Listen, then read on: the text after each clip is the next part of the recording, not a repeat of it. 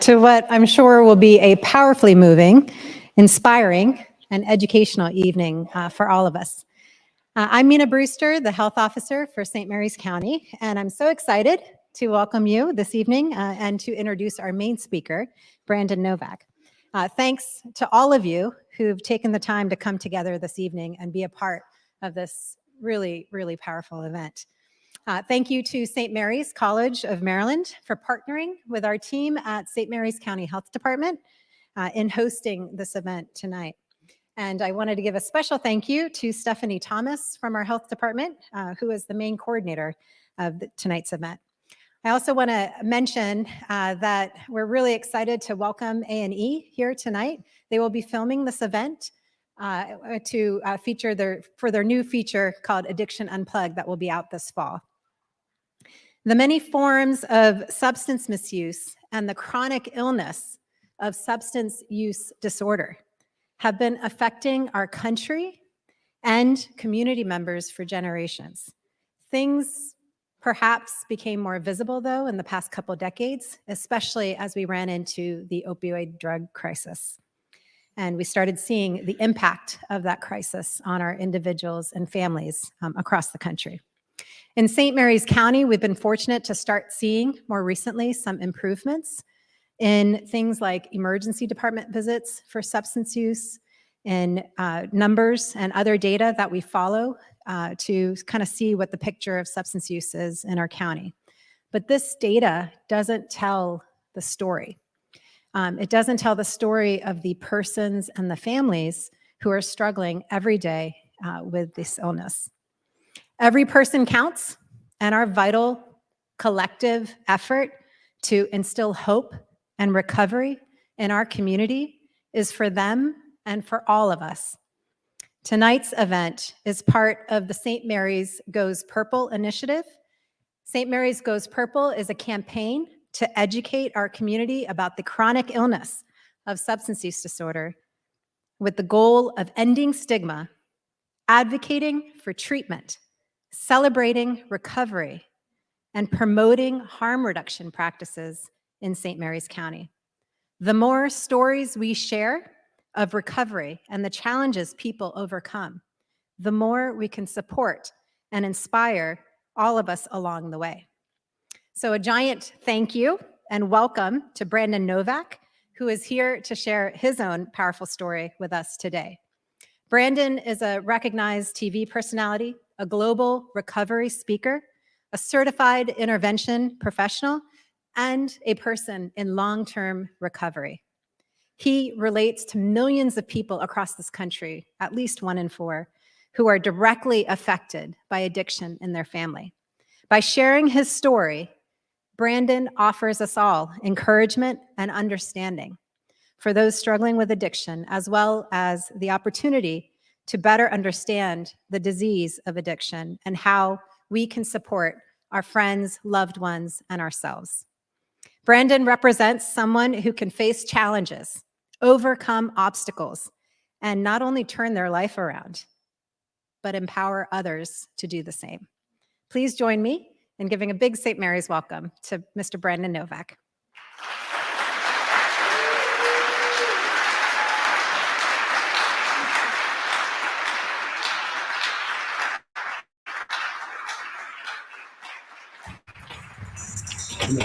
That's how you see how real my life was. I don't end up having you look like in the long run and the shit you have to go through. This is just another reminder why I don't want to shoot dope anymore.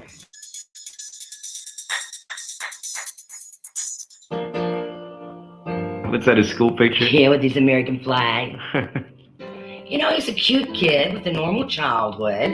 You can see that. Skateboarding, I lived it, I slept it, I breathed it, I dreamed it. From the day that I got my first skateboard to the day I put the first needle in my arm.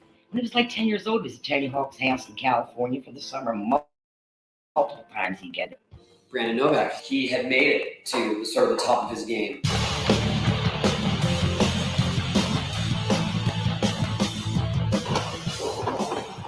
Whenever you saw Brandon, you're like, whoa. That's really unbelievable for a kid to do that kind of thing.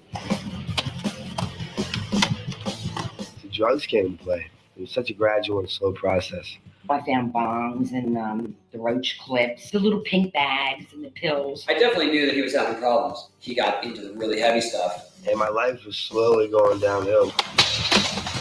My priorities, my interests faded away. It's something I worked so hard for since I was 6 years old. I said, I'm done, and I quit.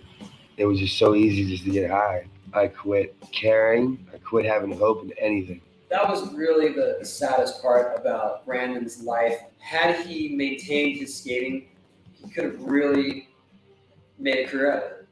I have no more responsibilities, so I decided I needed to go out and celebrate. I was so sick, man. I celebrated by quitting my dream. Sometimes when I would be in bed at night, I would hear him in the bathroom vomiting. That's how I knew he was into the drugs. I wake up in the morning, the first thought is heroin. The kid was tearing my heart out of my body, and I couldn't do anything about it. My top priority was the cash for the dope. I've taken him to meetings, to counselors. I bailed him out of jail from Colorado to Texas to New York. No sooner than we were home, he'd be right out on the front street making another drug deal. She would tell me over and over, like, you're killing me. And I was so selfish. I was literally going through hell. And I said, God, I'm asking one thing. Cure him or kill me, because none of us can live like this anymore. The drug dealers were calling and threatening my life. They were going to kill me because he was a drug and he owed them money. They were appearing at my house at night with guns after me. He said, are you Novak's mother? And I said, yes. He said, we want the money. I had to leave him to go somewhere where I would never let him invade my life again. He disappeared off the face of the earth. He was living on the streets. That's how bad it got. I have nowhere to go, nothing to my name. I knew how bad I was, but the only thing that mattered was getting my fix. And once I got it fixed, everything was better again. I was sick. I think he's on heroin. Like, seriously, I mean, he's like really skinny and he looks like shit. I decided to take Novak in and try to help him out. I'd give him cameos on Viva La Bam because he had no problem just doing stupid shit. Novak, you in? Wouldn't have any other way.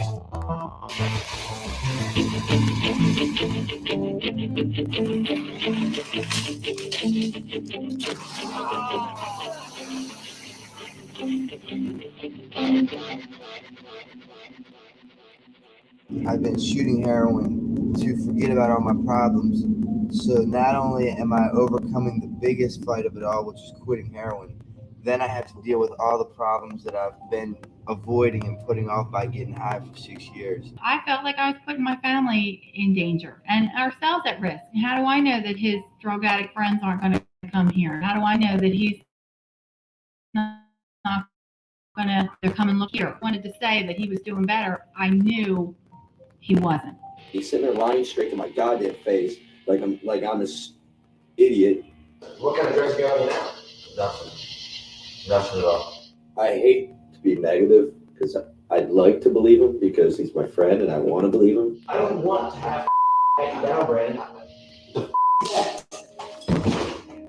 It seriously stressed me out, and just thinking about it stressing me out right now because he's a awesome dude. The first time I met Novak was when we were filming the second Jackass movie. Give me a 10!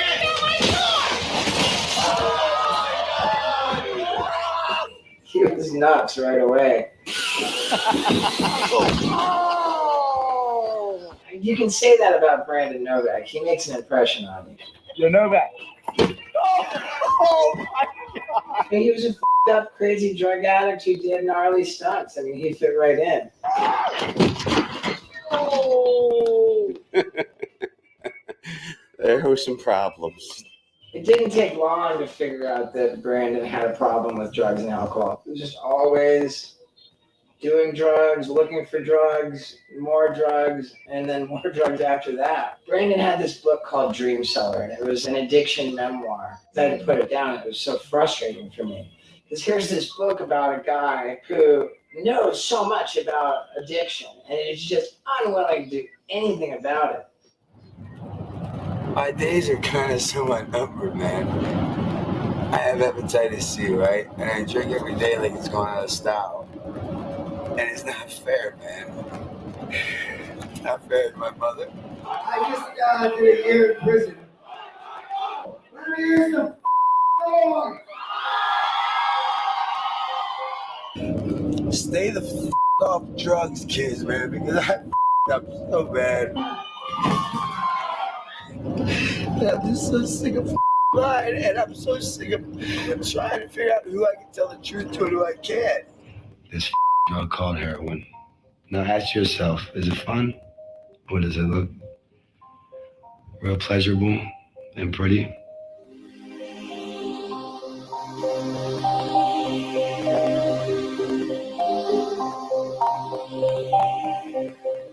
I went and bought two cemetery plots. One for me and one for Brandon. I just pray. I tell him, Brandon, please, I'm not going to get any younger. Please straighten your life out.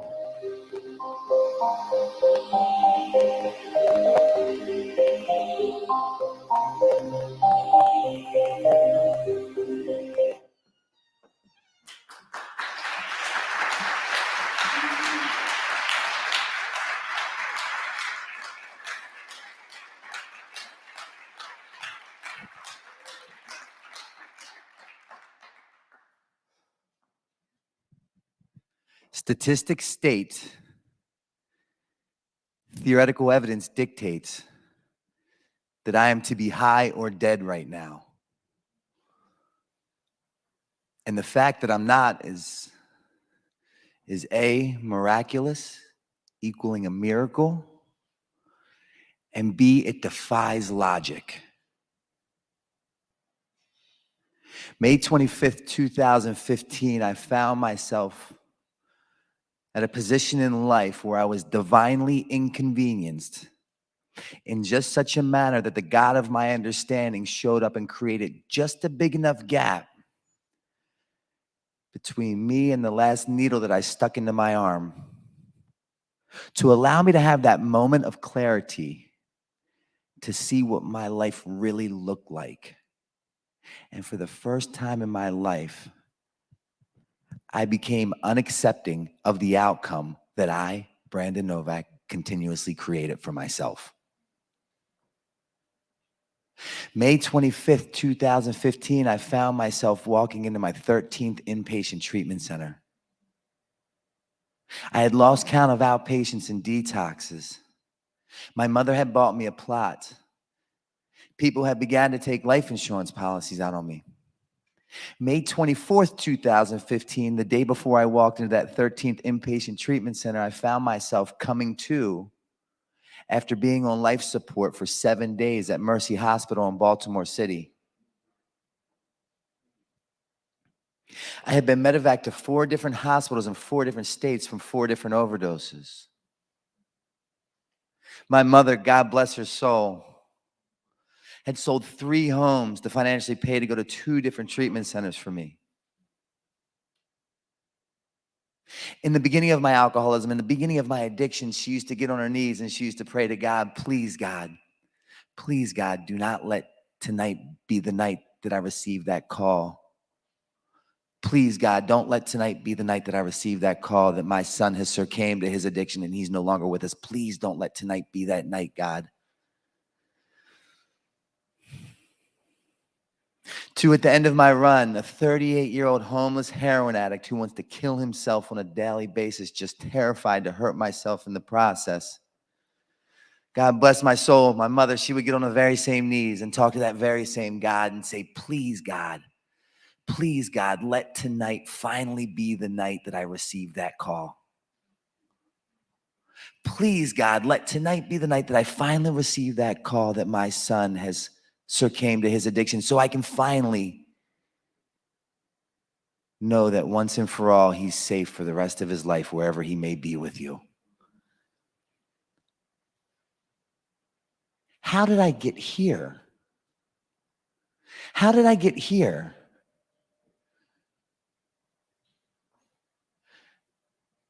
I had goals, I had dreams, I had aspirations, I had ambitions. I was going to be somebody. How did I get here?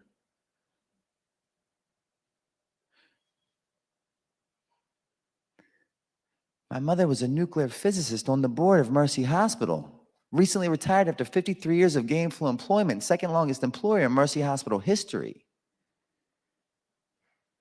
My brother My brother, by the time he passed the bar and graduated law school, he was literally blinded in student debt. Had no idea what his next move was going to be to get himself out of the position that he had created for himself. I can relate. Today currently resides as an attorney in the White House practicing pensions and benefits. My father never held a job a day in his life. He taught me one thing in life: if and when I go to prison, how to conduct myself. He was the kind of guy that was around just enough to let me know that he was not around.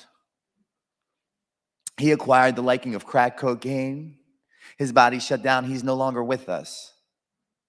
So from a very young age, I could understand the psychic change that takes place upon an individual once they ingest a drink or a drug. I live with that after school special. I live with that cautionary tale of what not to do, or better yet, who to never become. But I'm here to share with you tonight, ladies and gentlemen, that unfortunately, the sad reality is the disease of addiction does not discriminate. From Yale or jail, the White House or the outhouse, the results are all the same. Today in the nation, 179 people will die as a direct result of an opioid overdose. 1 out of 3 people will be affected directly or indirectly.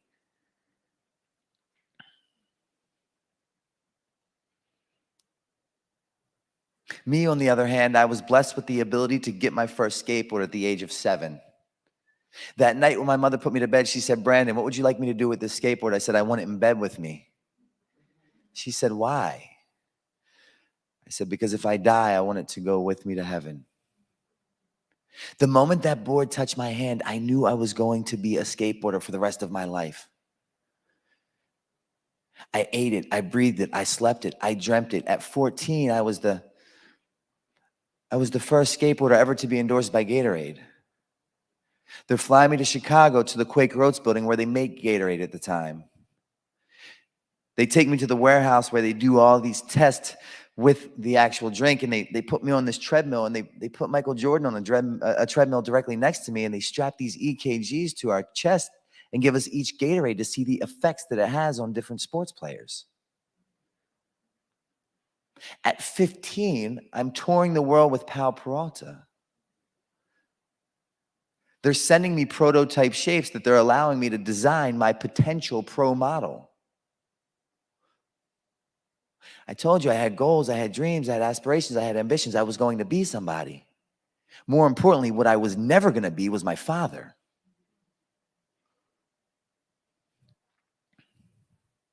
The reason why I share with you what my upbringing looked like at that point in time is because I want you to understand that my story is my story, and I'm married to my narrative because it's mine and it worked for me. I'm not going to come here and pretend to understand the pain that you may be enduring behind closed doors, or the things that you've seen or more or less went through. It's not my job to dissect or put your deal on display. What I'm going to do with you is I'm going to share with you my deal. And if you can find any similarities in what I might say, then maybe a connection might want to be had.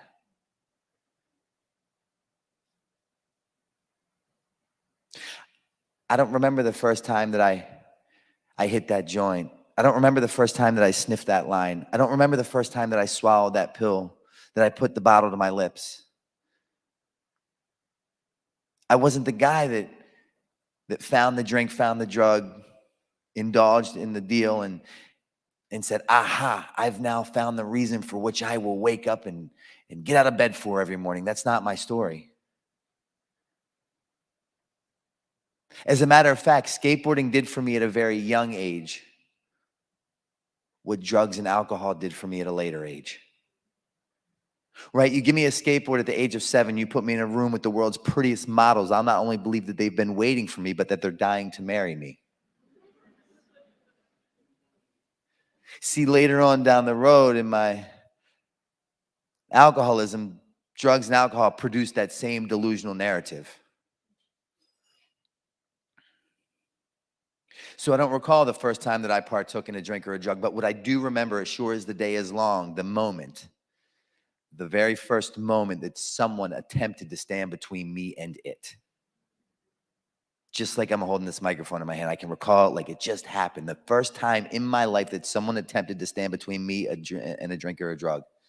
And you're going to hear in my story that I'm very upfront, I'm extremely graphic, and I'm insanely descriptive. As a matter of fact, I keep my past married to my present, because the moment that this alcoholic forgets the pain that brought him through those doors of treatment center number 13, begging to God for one more chance, it's not a matter of if I'll return, but when I'll return.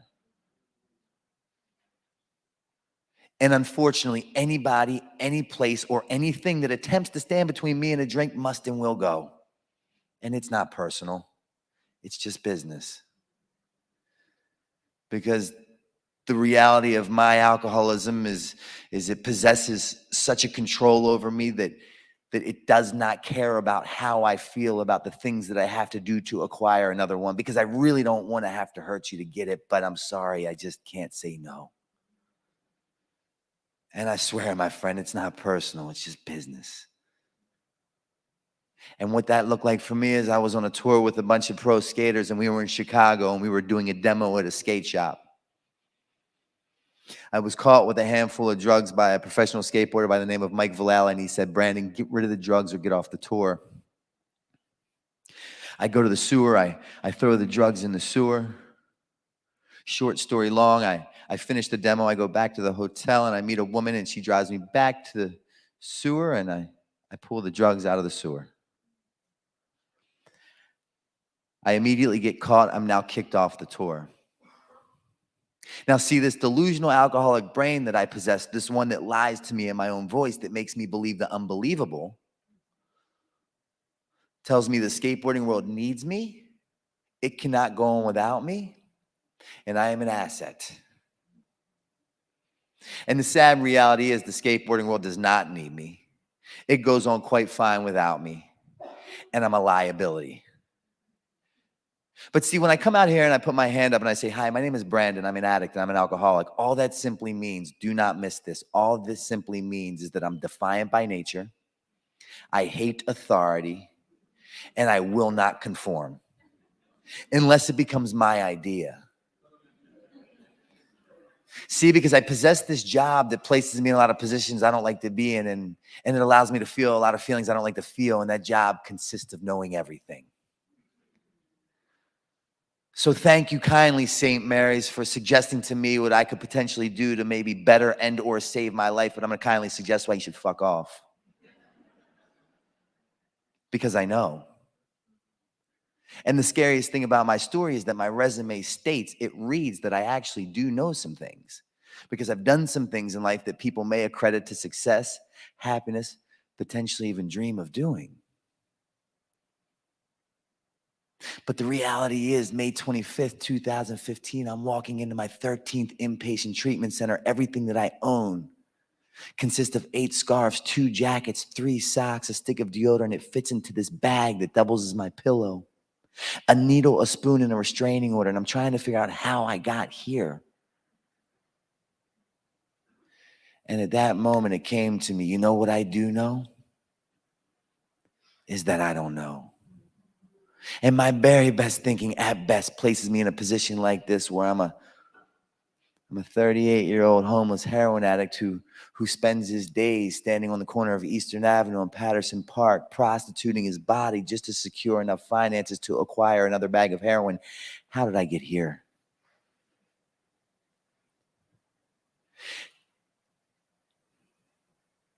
If you're anything like me and you're sitting in the audience and you're listening to my story and you're saying to yourself, whew, God bless that man. I'm so grateful he found the answer for which he's in search of. But like, that could never be me. That will never be me. I have goals. I have dreams. I have aspirations. Please don't miss what I'm about to say. Please do not miss this. My story was not my story either in the beginning.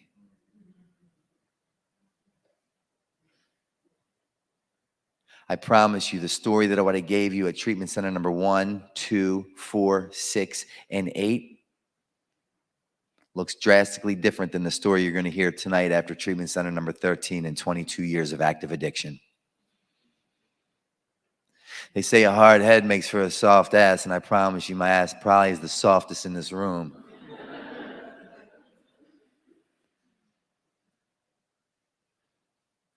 Everything that I share with you tonight is nothing that I knew. It's not like I woke up and I had this epiphany and life just made sense. That's not my story. My story is learned through a lot of hard-won experiences. And I'm here tonight to share with you my cautionary tale. Right? I'm here tonight to share with you my cautionary tale, one that does not consist of a drink or a drug, in a form of attraction rather than promotion.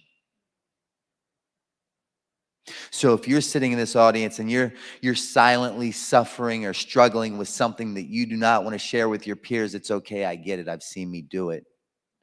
But if you're sitting in this audience and you're listening to me and you're silently suffering and you don't want to put your hand up, you don't want to out yourself, you don't want to look like that man, that woman, my God-willing agenda here tonight before you beautiful ladies and gentlemen is to share with you my message in a form of attraction rather than promotion. So if you're sitting there and you're struggling, by the time I'm finished my talk, you say to yourself, if that guy can do it, there's no reason why I can't.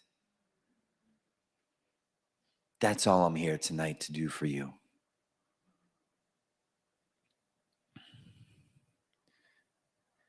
Now I've abruptly been kicked off this skateboarding tour. The very same tour that I swore needed me, could not go on without me, and I am an asset too. The reality was it did not need me. It went on quite fine without me, and I was a liability. But guess what? I was the last person to realize that. Why? Because I possessed that job that consisted of knowing everything. Now I'm home and I have this newfound freedom, this unexpected time off, and see now, like, flights are no longer being booked. Tours are no longer being scheduled. Video parts are no longer being produced. Packages are no longer being sent. Because, see, in order for me to achieve such simple things in life, it requires me to have conversations that consist of words like honest, reliable, and dependable, and they do not help me get one more. So I avoid it like the plague. 2 weeks into my newfound freedom, I'm woken up in the dawn of morning, and my mother throws the phone to me. She said, Brandon, phone. I put the phone to my ear, and it's my team captain from Pal, Peralta. And he said, Brandon, we have one of two options we can do with you. We can put you into treatment. You could save your life. You can continue to skate for Pal Peralta, or you could quit the team. From 7 to 16, I ate it. I breathed it. I slept it. I dreamt it. I became it. If I were to have died at that young age, I would have been the happiest child that ever walked the earth because I had received everything I ever dreamed of getting. And now, for the first time in my life, someone is attempting to stand between me and my drink and drug. Brandon, you can go to treatment, save your life, continue to skate for Pal, or you can quit the team. I don't have a breath of fresh air in my lungs when I said I quit. The disconnection from reality that's already taken place far before I've walked into my first treatment center is insane. I haven't even had the pleasure of walking into my first treatment center, and this thing has me so consumed that I can't even see it. So 2 or 3 more months go on just like this. And then one day my mother and my girlfriend come to me and they said, Brandon, we have a great idea for you. I said, what's that? They said, we'd like you to go to treatment. I had just turned down this offer from the gatekeeper of my dreams. Why in the world do you think I'd accept it from them? But I thought about it for a moment and I said, you know what? That's an amazing idea. A, I have the time. B, I'm going to report to said treatment center, and I'm going to report back to my mother and my girlfriend why I'm not you people, nor will I ever be. This was just an overreaction at best. You just caught me at a bad time, on a bad way, and a bad day. Tomorrow is going to be different. Strap me up to a polygraph. I will have every police officer in Maryland, let alone the nation, pat me on the back saying, Brandon, we wish everyone is as honest as you are. If so, this world will be a safer place to live in. That's how much I believe when I say to myself and my loved ones, my students, my professors, my boss, that tomorrow is going to be different. But unfortunately, I wake up tomorrow to repeat yesterday's actions, and I'm stuck in Groundhog's Day for 22 years. So as quick as I agree, miraculously, a bag appears and it's already packed.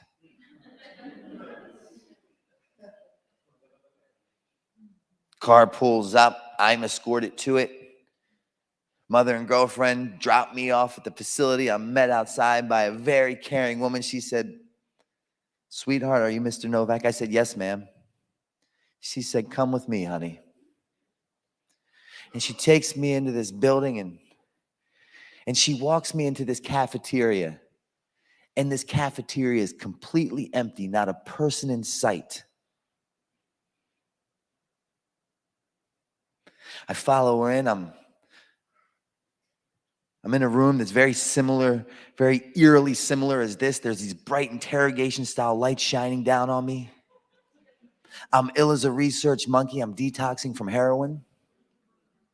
And out of nowhere, this older black gentleman walks in. And he walks directly up to me. And he said, white boy, what are you doing here? I said, heroin. He said, how old are you? I said, 17. He said, do yourself a favor and don't turn 18 in a place like this. And as quick as he came, he left.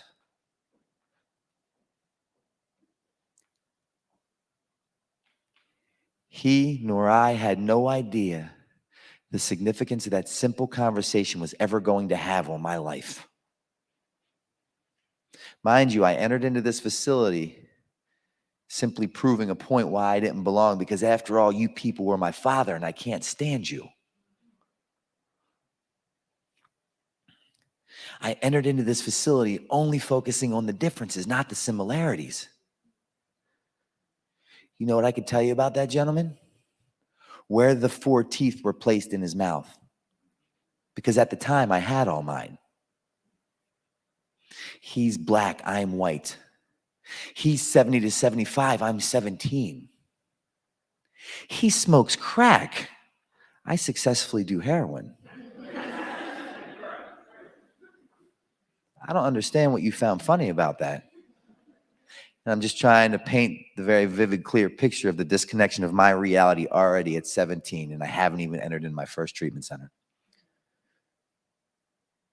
He's homeless. I live with my mother and my girlfriend. God bless that man. I'm so grateful he found the answer for which he's in search of. You know what I can't tell you about that facility? My therapist's name.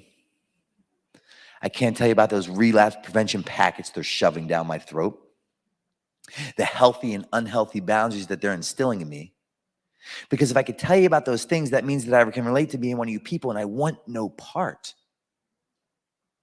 You people are my father. As a matter of fact, I made it a point to excel at everything I did in my life to prove to my mother, to my brother, to my sister, that I would never become that bum.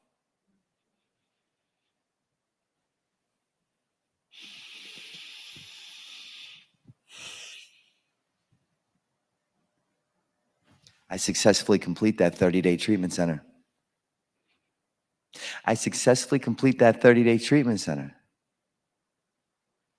I I did not turn 18 in a place like that. That old man, what a fool. He had no idea what he was talking about. He thought he knew who I was or what I was capable of producing, just like the rest of you. What a fool. I didn't turn 18 just as he predicted. Don't lose me.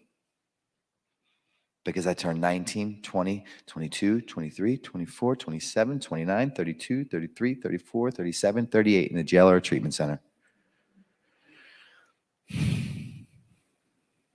Every year I sit on whatever bed of whatever cell of whatever jail I happen to be in, or whatever bed of whatever room of whatever treatment center I happen to be in, and I think back to that older gentleman and say to myself, maybe if me, Brandon Novak, just would have listened to him with an open mind and an open heart, I would not continuously find myself in this situation year after year after year after year. Meaning that it was fully self-induced. I had now created or painted this picture for which you view me in. Now, in between all these birthdays, in between all these years, I'm in and out of treatment. I'm in and out of treatment, and I'm in and out of treatment, and I'd go into these facilities, and I'd loiter. I'd loiter with the intent to recover.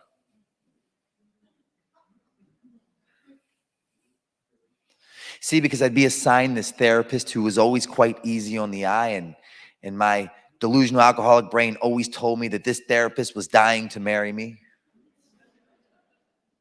So I'd show up extra early for sessions.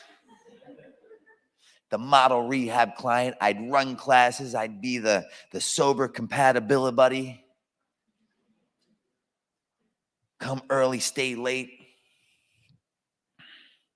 And they'd say to me without fail, she'd say, okay, Mr. Novak, I'm gonna need you to get a sponsor. No problem, check. Okay, Mr. Novak, I'm gonna need you to find one of these 12-step meetings that you like to attend, and I'm gonna need you to go there regularly, check. Mr. Novak, I'm also gonna need you to acquire a bunch of like-minded people such as yourself that are trying to achieve the same thing, which is just to get another day sober, check.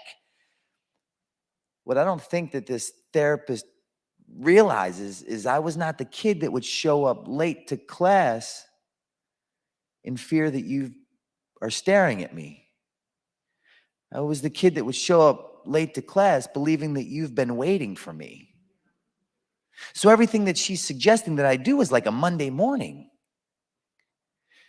Get a sponsor. Find a place where you guys meet regularly. Attend that place. Hang out, fellowship, create friends. That's what I do. And then she said, oh, Mr. Novak, but before you leave my office, I'm going to need you. I'm going to have to need you to experience those 12 steps.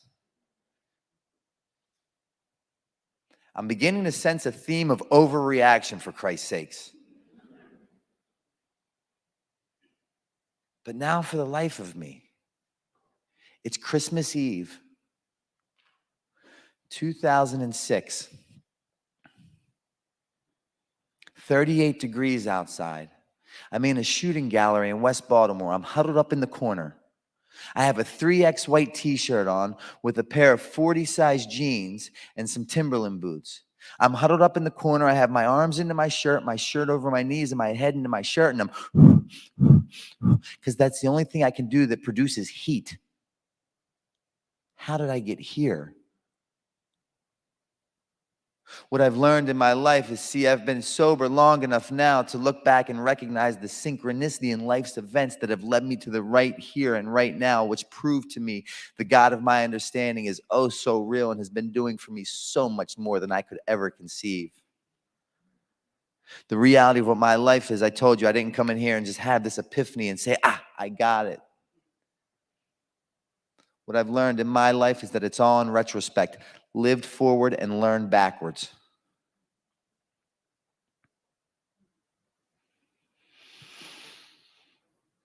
How did I get here? It's Christmas Eve.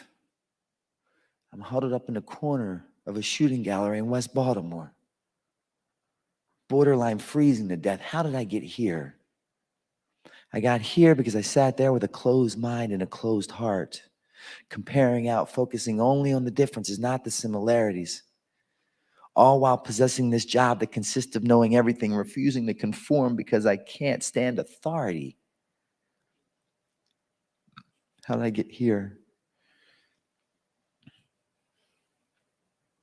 See, now I trip and I fall into these TV shows, Viva La Bam, and these movies, Jackass, and these movies break box office records every time they enter. TV shows wildly successful. But now, just like in that skateboarding world, in this Jackass world, they say if we book him the flight, we make the flight. Let's say we book him the flight and he makes the flight. What condition will he be in when he gets here? Let's say we book him the flight and he makes the flight. It's the same thing that's going to happen as last time, where we catch him in the bathroom dead on the ground with a needle hanging out of his arm. It's not a good look for the work world.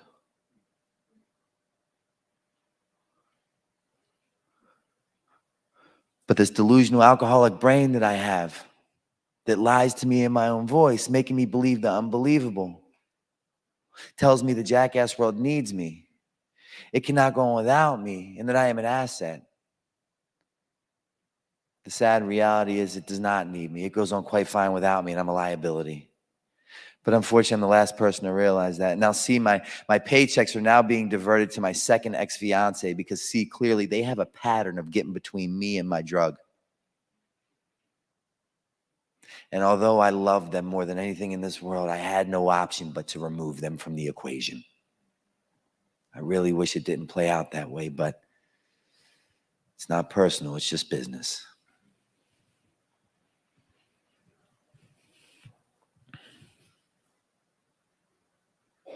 My mother's a nuclear physicist. My brother's an attorney in the White House. My father died as a direct result of the disease of addiction. First skateboarder endorsed by Gatorade. Doing trial tests with Michael Jordan in the lab. Touring the world with some of the best professional skateboarders in the world. In these movies that break box office records. Have done some things that people would equate to success, happiness, potentially even dream of doing. But the stark, sad reality is I've now been in 8 inpatient treatment centers. I've began to lose count of outpatients and detoxes. My mother spent Mother's Day buying 2 plots, one for me and one for her.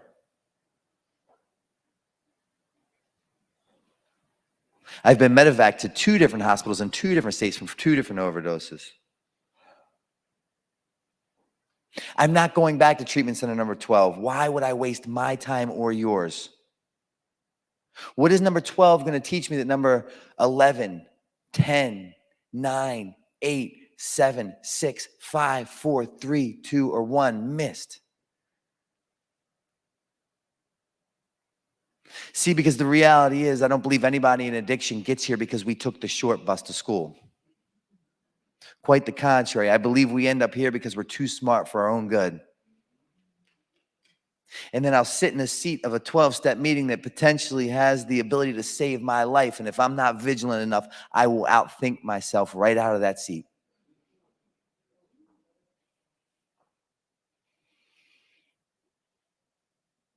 Why would I go to treatment center number 12? Pride myself on being an outside-the-box thinker, come from better, know better.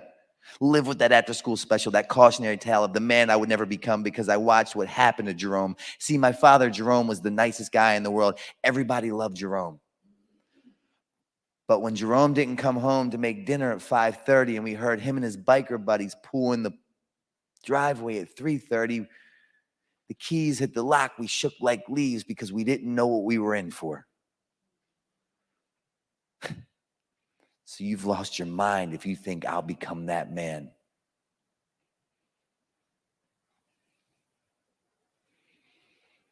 Why would I go back to treatment center number 12? I have a plan. I have a plan. I'm going to move to Helsinki, Finland. I don't understand what you think is funny about that. I'm going to move to Helsinki, Finland. It's literally across the world. They don't even speak my language. I'm going to go there. I'm going to regroup. I'm going to rebrand. I'm going to reassess. I'm going to reevaluate. I'm going to redo life because, see, I don't like the results that I'm receiving in Westchester, Pennsylvania or Baltimore, Maryland. I jump on a plane at Philly. I fly to Helsinki. I arrive at the airport. A car service takes me to the Four Seasons. See, because from a very young age, my mother used to tell me, show me who you walk with and I'll tell you who you are. What's transcended to me, ending up in one of my facilities and thoroughly believing that a therapist told me social acceptability equals personal recovery. So my mother instilled in me as a child, show me who you walk with, I'll tell you who you are. Me believing that I heard, right, my alcoholic brain creating this delusional narrative that supports my relapsed behaviors. Believing that a therapist told me social acceptability equals personal recovery. So as long as the woman is pretty enough, the home is big enough, the car is new enough, or the account is high enough, I gotta be doing well. All along trying to fill this internal void with the external solution.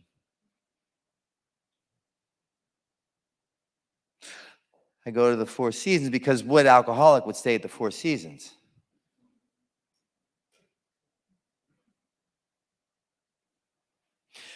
I go to the concierge desk, they take my stuff upstairs, I beeline it directly to the lobby bar. I pass these businessmen in these expensive suits having a meeting in all these different languages. Show me who you walk with, I'll tell you who you are.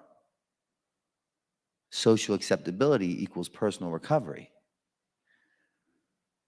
I'm now at the lobby bar. I order a glass of wine followed by a second. There's 4 glasses to a bottle. I've now graduated to the bottle, and I'm slid a piece of paper with a phone number on it. I dial the number. I'm now having black tar heroin delivered to me in abundance. I go into the bathroom. I'm doing what I do, and I decide to call my sponsor. One of those guys that one of those therapists I believe that was dying to marry me had me connect with. And I called Lex and I said, Lex, how did this happen?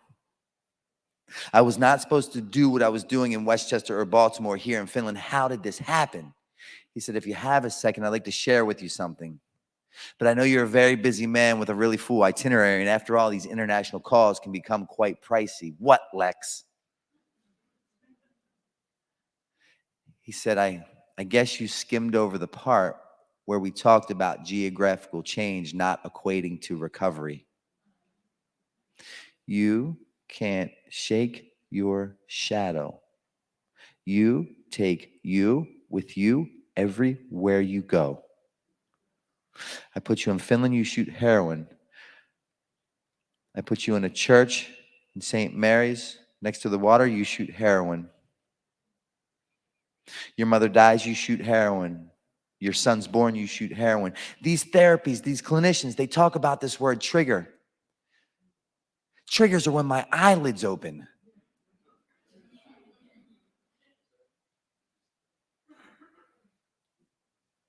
I can make any time, feeling, or sensation make sense to shoot a bag of heroin over. I've seen me do it. He said, I want you to do me a favor. He said, I want you to stop what you're doing. I want you to take that needle out of your arm and I want you to lift your head up and stare directly into the mirror in front of you and tell me what you see. He said, better yet, don't say a goddamn word. I'm going to tell you what you see. You are staring directly into the eyes of your problem. Because see, Novak, we also went over this part in the book where we talked about the drink or the drug has nothing to do with your problem. The drink or the drug is the solution to your problem. Your problem is your thinking, your attitude, and your behavior, which is why you continuously repeat this behavioral pattern. And right now, you're allowing me, your sponsor, to stand between you and your solution. One of the rare handful of moments in time that you're allowing someone to get between you and your solution. And at this moment, you feel like a stranger in your own skin. And you're trying to figure out who the fuck let you in and why.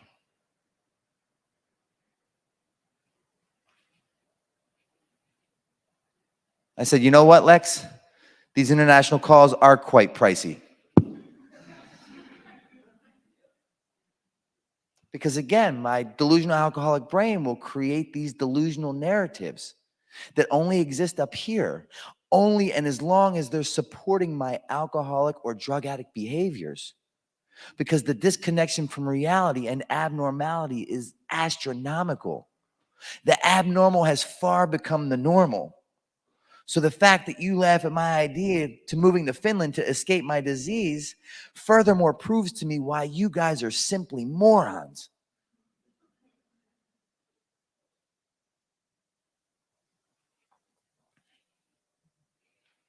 So I go back to the concierge desk. I have them retrieve my articles.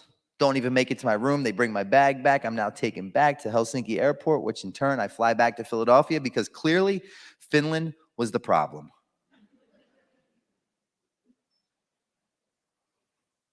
My mother's a nuclear physicist. My brother's an attorney in the White House. My father died as a direct result of the disease of addiction. First skateboarder endorsed by Gatorade, doing these trials with Michael Jordan. Touring the world with professional skateboarders by the names of like Bucky Lasik and Tony Hawk, Steve Caballero, Mike Vallely. Have now ended up in these movies that break box office records, TV shows wildly successful. On the flip side of that coin, I've been in 12 inpatient treatment centers. I've lost count of outpatients and detoxes. My mother has bought me a plot. People have far started to take life insurance policies out on me. I'm about to end up on life support for 7 days. I've now been medevaced to 4 different hospitals in 4 different states from 4 different overdoses. The 3 homes have been sold for me to enter into 2 treatment centers. My days are spent standing on the corner of Eastern Avenue and Patterson Park, praying to God that lawyer who drives that burgundy Cadillac gets off at 5 p.m. as opposed to 5:30 because he pays me good money for my body. How'd I get here?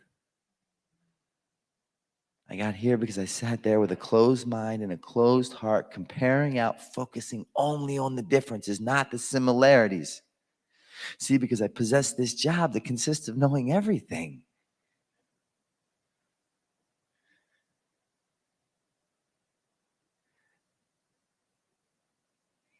The complexity of my alcoholism runs deep. And I'm going to give you an example. See, when I put my hand up and I say, hi, my name is Brandon, I'm an alcoholic. Hi, my name is Brandon, I'm an addict. All that means is I've been diagnosed with a disease that if left untreated equals death. It's a fatal disease. That's an absolute fact. Pull out any phone, any medical dictionary. I'm not going to debate and or talk to you about that when I'm done my talk because it's a waste of time. Absolute fact. I've been diagnosed with a disease that if left untreated equals death. It's a fatal disease. But the scary thing about that is it's the only fatal disease that I possess that lies to me in my own voice, making me believe that I do not have that disease. See, it's not like your voice appears in my head and says, Novak, you're not an addict, you're not an alcoholic. And I'm like, stranger danger. It's my voice in my head telling me that I do not possess this disease that I've accepted the diagnosis from years ago. Follow me here. Diagnosed me with HIV. I'm rushing to the hospital to get medication. I don't want to die. Fatal disease. Diagnosed me with cancer. I'm rushing to the hospital to get chemo. I don't want to die. Fatal disease. Diagnose me as an addict or an alcoholic. I need a glass of wine or a bag of heroin to figure out what the hell's wrong with you for diagnosing me with said disease. Just as fatal as the first 2 diseases, but left to my own devices, I will put this microphone down, go get into my car, drive to my bank. It's been quite some time since I've indulged in a drink or a drug, which means I've been able to save a lot of money. I'll pull an undisclosed amount of cash out, and I'll drive right around the way and buy as much heroin and cocaine that I can physically fit into my arm tonight. And the scariest thing is that I can make those idiotic decisions make complete sense to me right now. And if you're sitting in this audience and you're saying, what in the world would allow him to make such a foolish decision? I mean, the man's a motivational speaker. He's an interventionist. He owns sober living homes. He owns a treatment center.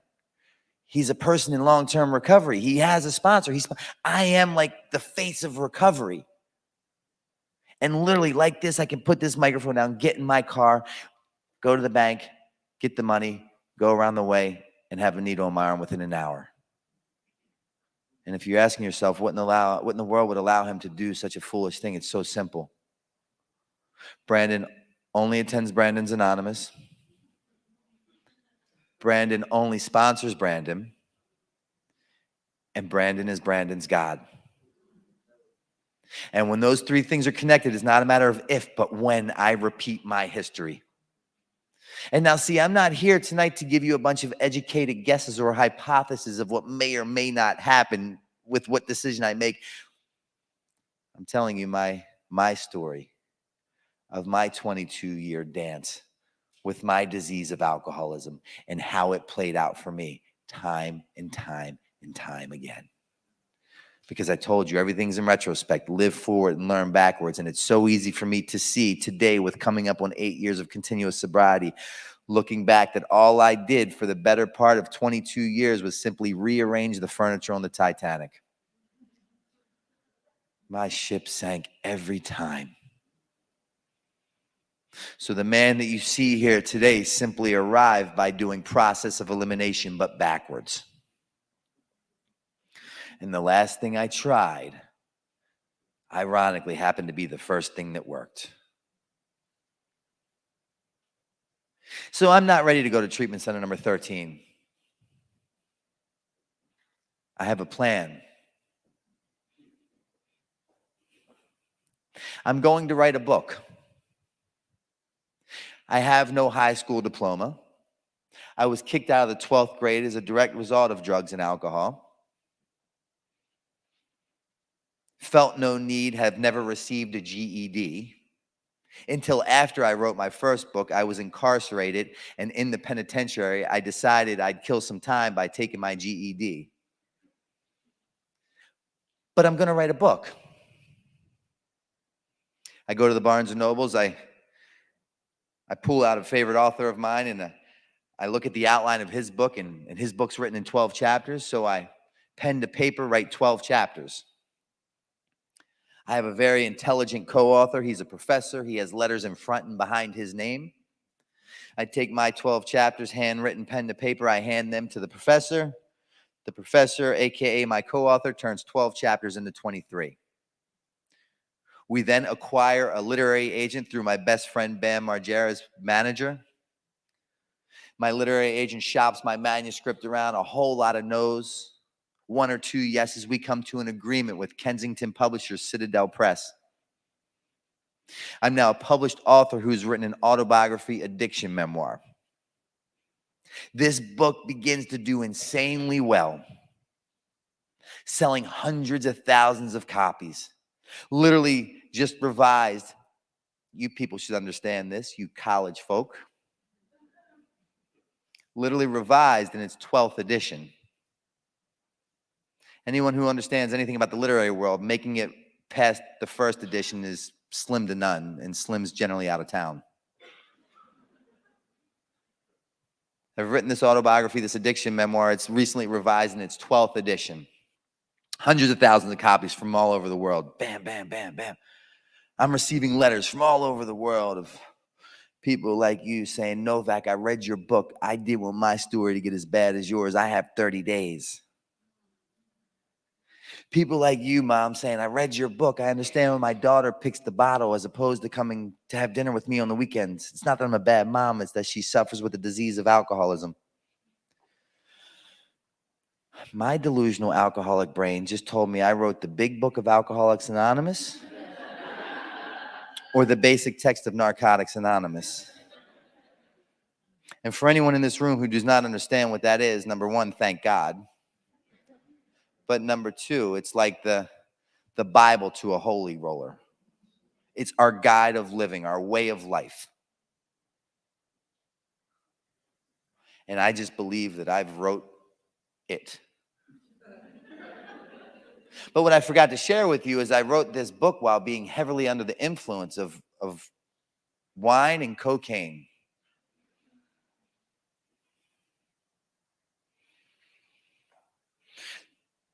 The night my book's being released in Times Square in New York City, my literary agent's there, my manager's there, the publishers are there. My family comes out, believes that maybe I've pulled it together and I am going to be somebody.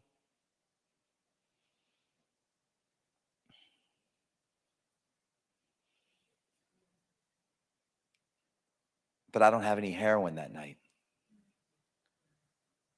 I don't have any heroin.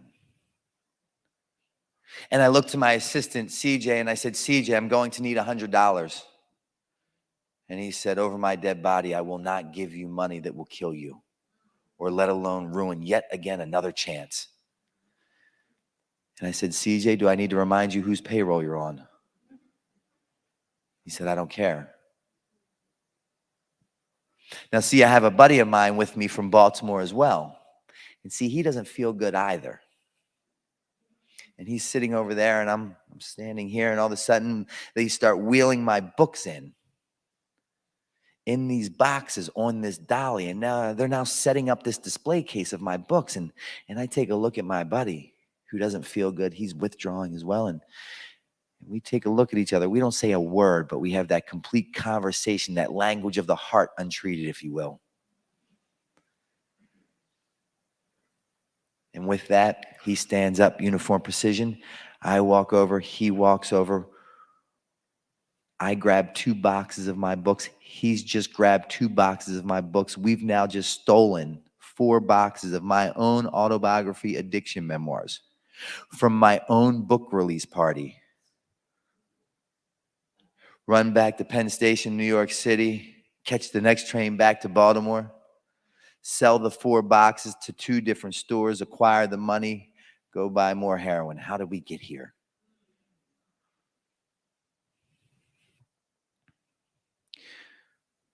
We finish shooting the heroin. He goes his way, I go mine. I get on a train. I go back to Philadelphia. I go to Westchester. I go to put my key in my lock, and see, a common theme in my story is that locks stop working.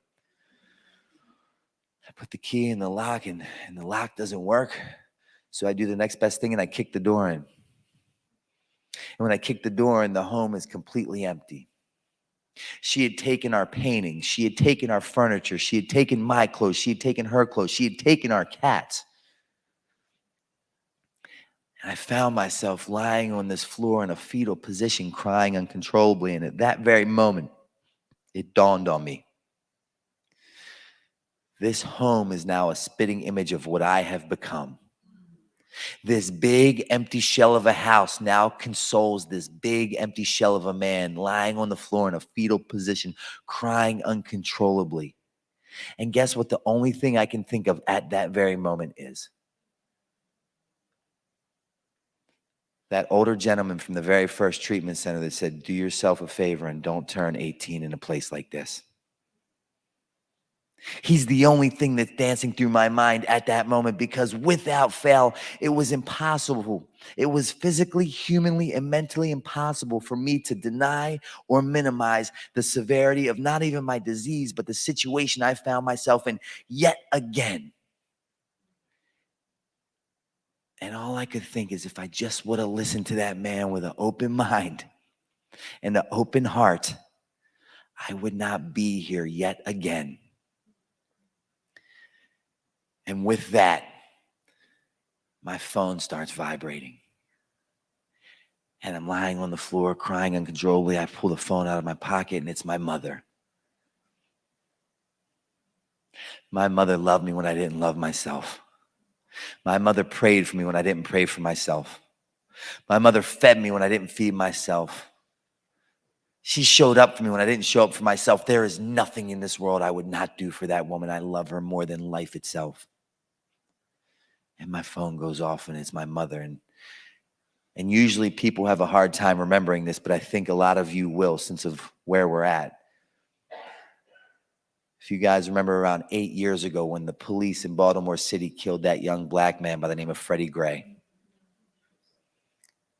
My mother lives around 15 blocks from where that incident occurred. And if you can remember, at that time, Baltimore City was like the movie The Purge.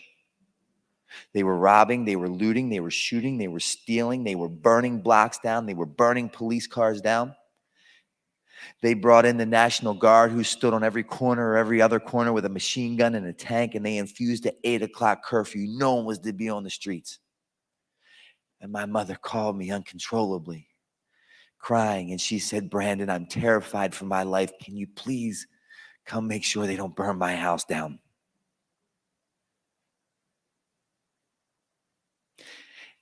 There's nothing I wouldn't do to make sure she was as safe as humanly possibly could be, and I mean that from the bottom of my heart. There's nothing I won't do for her. And I thought to myself, that's it. I get up, I walk out that door. My plan is to, in theory, I'm going to jump on a train from 30th Street Station. I'm going to come back to Baltimore. I'm going to go to her house, and I'm going to make sure that woman is as safe as could possibly be.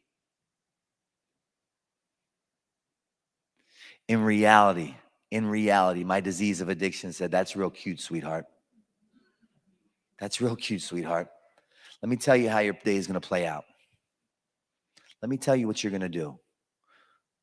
Mr. Save the Day, Son of the Year, let me show you what you're going to do. You are going to jump on that train.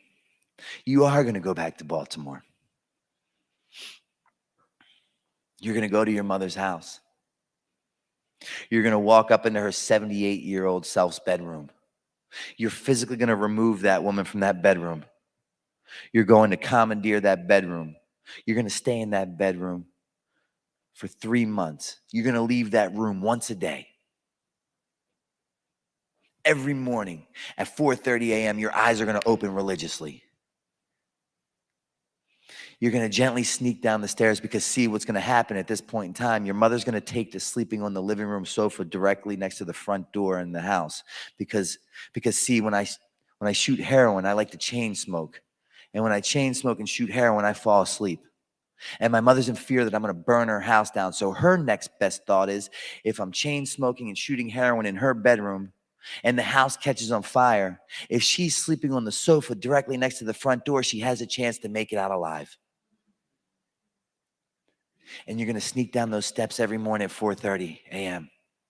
And you're going to know exactly what step to step on, because God forbid you step on the wrong step and it makes a noise. And she says, "What are you doing? Can you make me something to eat?" "Not right fucking now.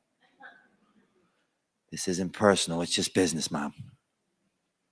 And you're going to make it to the bottom of those stairs, and you're going to get on all four, and you're going to army crawl over to the living room sofa, AKA her bed. And this hand's going to grab her purse, and this hand's going to grab the bell that she attached to her purse. And you're going to gently pull that purse to you, because God forbid that bell makes a noise and she wakes up and says, "What are you doing in my purse?" Don't ask. Don't ask. Please, Mom, don't ask. It's not personal. It's just business. Please, Mom, not right now. And without fail, for 3 months straight, you're going to steal her debit card. And you're going to go to the corner store bodega, and you're going to hit the ATM for $180. 3 months straight, never missed a beat. You're going to go into the way, you're going to cop. And on one particular day, I'm coming back to my house, and I go to put the key in my mother's lock, and guess what? The lock doesn't work. Now, see, I love my mother. I would never kick her door in. Do you hear what I just said? I love her. I would never kick her door in. But I have no problem making her sleep on the sofa directly next to the front door in fear for her life. I have no problem stealing her debit card, taking $180 out every day. I have no problem making her buy me a plot, but God forbid I kick her door in. And on this particular day, I go to put the key in the lock doesn't work, so I politely knock on the door. And with that, my sister had drove in, and she had physically walked my mother up to her bedroom, which had now been converted into my shooting gallery. See, because ignorance is bliss, my mother did not want to see her son kill himself on a layaway plan, one bag of heroin at a time. But on this day, my sister felt that it was best that she see the reality of my situation for what it was. And she walked her up into her bedroom. And on this day, her bedroom looked like a murder scene. There's blood on the ceilings, there's blood on the walls, there's needles, there's cookers, there's bags. If you're sitting in here, you can't relate, thank God. If you're sitting in here and you say, that could never be me, just remember, my story was not my story either in the beginning. And if you're sitting in here and you can relate, thank God you're sitting in here and not there.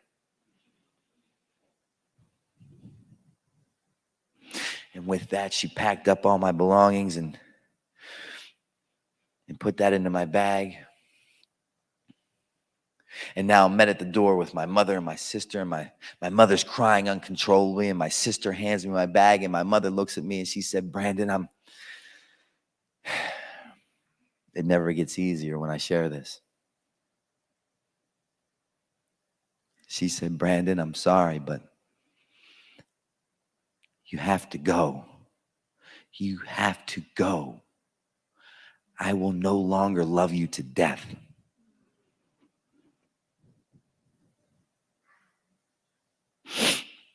And I looked at her, and my words held no more weight.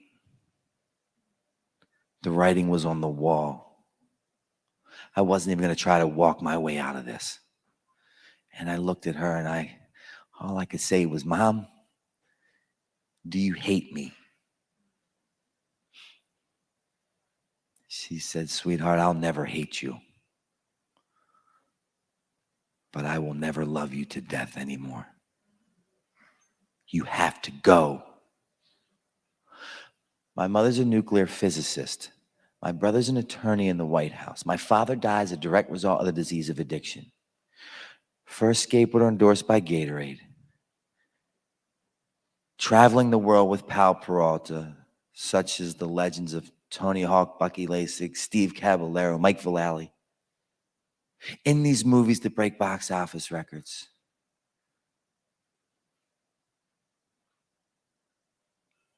Autobiography, addiction memoirs sold hundreds of thousands of copies. Have done some things in life people equate to success, happiness, potentially even dream of doing. The reality of what my life looks like. Today, I'm a 38-year-old homeless heroin addict standing on the stoop of my mother's house as she hands me everything that I own. And everything that I own consists of 8 scarves, 2 jackets, 3 socks, 1 stick of deodorant. It fits into that bag that turns into my pillow. A needle, a spoon, and with that, a police officer comes around the corner. He said, "Are you Mr. Novak?" I said, "Yes, sir." He said, "This is for you." I open it up and it's a restraining order. He said, "I promise to God on my life, the next time I catch you on your mother's premises, I will not be so kind to you."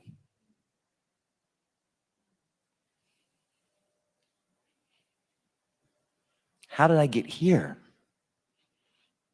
How did I get here? Please, somebody tell me. I got here because I sat there with a closed mind and a closed heart, comparing out, proving a point why I didn't belong, focusing only on the differences, not the similarities, because see, I was unteachable and I possessed this job that consisted of knowing everything. Not to mention I possessed this delusional alcoholic brain that lies to me in my own voice and it makes me believe the unbelievable. Paired with the fact that I'm too smart for my own goddamn good, and every time I end up in an institution that has the potential to save my life, I outthink myself right out the door.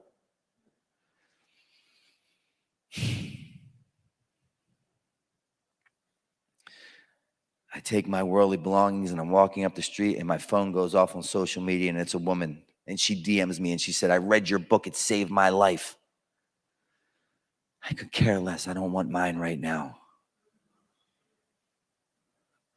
She said, "What do you say about an all-exclusive paid trip to Fort Lauderdale?"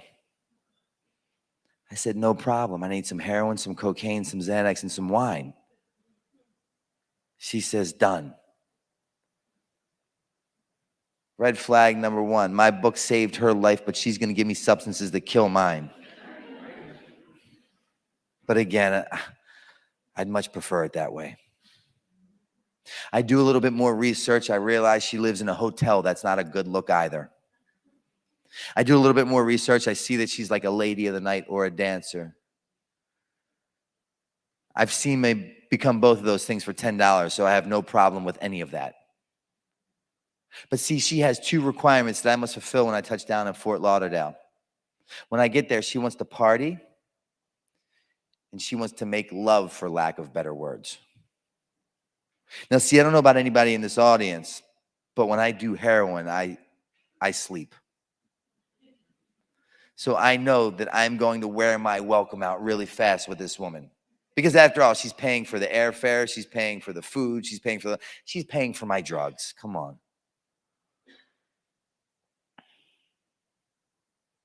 But see, what I forgot to share with you is that I am to see my parole officer tomorrow morning.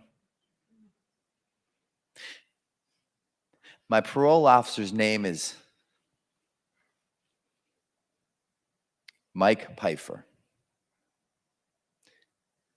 His nickname is Maxim Out Matt. His nickname is Maxim Out Mike. You say your name wrong, he's violating you and sending you back. He's that kind of guy. Now, see, the conditions of my parole are that I'm supposed to be in Pennsylvania. I'm not supposed to leave the state of Pennsylvania.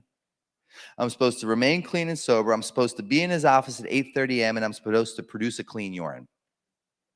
What my life really looks like is I'm in a shooting gallery in Baltimore City. I have a needle hanging out of my arm. I'm about to head to BWI Airport to catch a red-eye flight to Fort Lauderdale to get these drugs from this woman. And if I piss into a cup, it will light up like a Christmas tree. But nonetheless, I possess that delusional alcoholic brain that lies to me in my own voice, and it makes me believe the unbelievable. And what it tells me is, don't worry, Novak. Get dressed accordingly.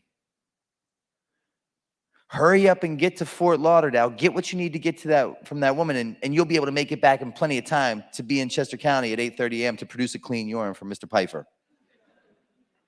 Even if I have a jet, that's physically impossible because there's no way that I'm producing a clean urine ever. But nonetheless, I believe that it's obtainable. The disconnection from reality is insane. So I get dressed accordingly, right? Because how you see me, how you view me has to be how I'm doing. So I put these at one point in time, nice pair of dress slacks if you overlook the cigarette hole burns. I put this nice button-up shirt on. But see, I don't have these underwear on because like I'm a homeless heroin addict. So I don't take these underwear off and wash them and find an imaginary dresser, an imaginary alley. I am a heroin addict. I don't do that. And I have these shoes on, these at one point in time, nice pair of Brooks Brothers shoes, but I lost a shoestring along the way, if you know what I mean. So I'm on a tight timeline. I have to get to BWI to catch this red-eye flight. But before I do that, I got to cop a few bags from the boys because I don't want to be sick on this flight. Now, see, on this particular evening, I got over there a little later than I would have liked to, and it was a different crew serving. And I ran up and I gave them the money. And when I gave them the money, they saw fit to rob me as opposed to serve me. Now, when they robbed me, they ripped my front and my back pockets completely out. Now, my front and my back are completely exposed. They ripped my shirt open. The only button that stays buttoned is this very top button, and I got these shoes on with one shoestring. I'm now roaming the streets of West Baltimore looking like a gay East LA Cholo gangbanger. So that does not go as planned, so I hurry up and I get to the airport because after all, I'm on a tight timeline, and I get up to the ticket counter. And when I met with the woman behind the counter, she takes one look at me and she says, "Mr. Novak, are you under the influence of anything?" And I said, "Absolutely not." She said, "I do not believe that." She said, "I believe that you are, and you will not fly for 3 days. Not the next morning or the next flight out. 3 days. Two things I've learned in my career is you'll never win a fight or an argument with a judge or a TSA airport security agent. What they say goes. Remember how I started my talk where I said that I found myself in a position in life where I was divinely inconvenienced. In just such a manner, the God of my understanding showed up and created just a big enough gap for me to see what my life really looked like was, and for the first time in it, I was no longer accepting of it. This is that moment. Don't lose me. I'm at the counter. The woman denies me access to board this flight. And what my perception of this conversation is this. The woman knows who I am. Her kid's an addict, and she's blaming her kid's disease on me. How dare her piss on my parade? The disconnection from reality. The truth is, no one dressed the way that I was dressed on that moment of time in that day will be allowed to board a flight, let alone walk into a college. What I didn't know to be true today that I clearly see now is that the God of my understanding showed up and dressed up in the form of a TSA airport security agent and did for me what I could not do for myself. I did not want to get on that plane. My heart was beating 1,000,000 miles an hour like I shot 20 kilos of cocaine. I did not want to get on that plane. I knew it was going to end bad, but my disease said, when I want to know what you feel or how you're doing, I'll ask. Till then, get in line. And I'm in line, and she denies me access. Refuses me to fly for 3 days. I get out of line, and I call that same sponsor that I called in Finland. I said, Lex, I'm stranded at BWI Airport, and I want to kill myself. He said, no. What you're going to do is you're going to get on a train. You're going to come back to Philadelphia. You're going to come to 30th Street Station. You nut jobs. Remember in the beginning, you people were my father. I was not buying what you were selling. I was not drinking your Kool-Aid. You recovering addicts, you recovering alcoholics, you're going to leave your loved ones. You're going to leave your families. You're going to leave your children. Memorial Day 2015. You're going to drive to the 30th Street Station, and you're going to pick this hopeless, helpless alcoholic up.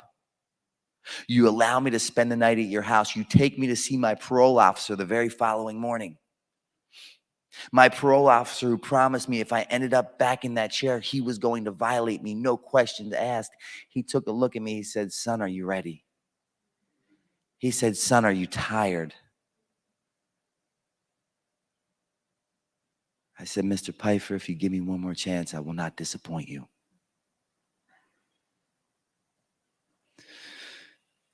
He sent me back to the same facility that I had been to 4 previous attempts out of my 13 overall. Without fail, I sit in the same chair with the same intake coordinator. She doesn't skip a beat. She gives me the same conversation. Okay, Mr. Novak, your insurance will cover you for 90 days. Now, see, in the past, at that point in our conversation, I'd have a rebuttal of, in theory, 90 days sounds great, but in reality, I'm more of like a 45-day kind of fella. This job to fulfill, this state to go to. And she would gently laugh as you did and say, sweetheart, you have no idea. Anything and everything that you put in front of your recovery does not or will not matter because it will go. See, Memorial Day 2015, for the first time in my life, I had finally been demoralized in just such a fashion from drugs and alcohol. I had finally been beaten into that state of reasonableness. That when I'm sitting in the same chair with the same intake coordinator, without fail, she gives me the same convo, bam, right off the tip of her tongue like she'd been waiting for me. Okay, Mr. Novak, your insurance covers you for 90 days, but the difference on this day is that when she gives me the offer, I can't even come back with a counter offer. All I can do is shake my head yes. For the first time in my life, and thank God, I had finally been beaten speechless by my disease of addiction. I was done. I was tired. I couldn't talk. She said, sweetheart, you're in no condition to do your intake. Get up to detox. I'll see you in 4 days. I grabbed my bag, my 8 scarves, my 2 jackets, my 3 socks, my stick of deodorant, the needle, the spoon, the restraining order.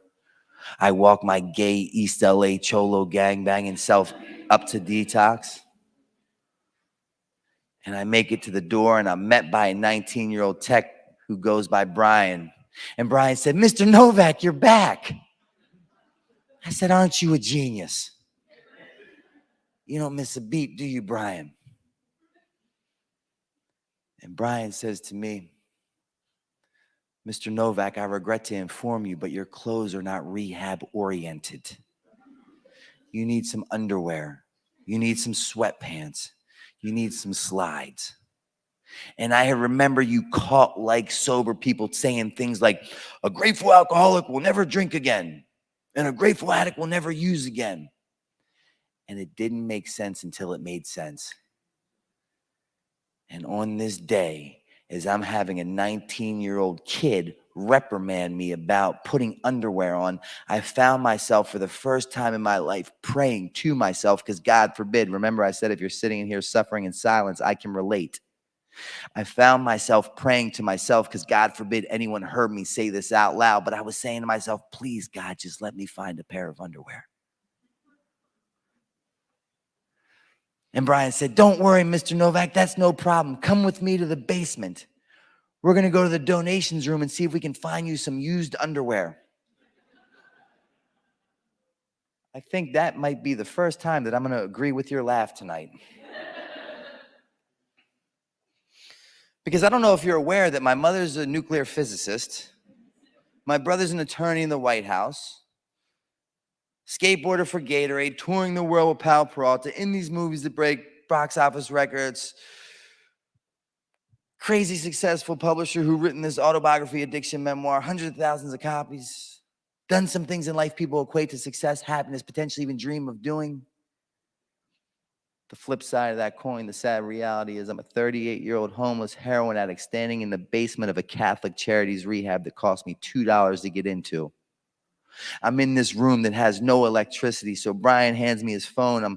I'm shining his light on this box. The box is like coming apart at the seams because like the walls are sweating, and he's thumbing through these boxes and he's looking for some used underwear. He's looking for used underwear. I'm praying to God that he finds them, and he doesn't. But what he finds is a pair of size 40 women's sweatpants with no drawstring, a woman's tank top, and a pair of size 13 Jesus sandals. I don't know how alert or attentive any of you fine ladies and gentlemen are, but I'm not a woman and I do not wear a size 13. On that day in my life where I swore to God was the worst experience I could have ever had on this earth, little did I know was shaping out to be the best day of my life, filled with nothing but blessings and abundance.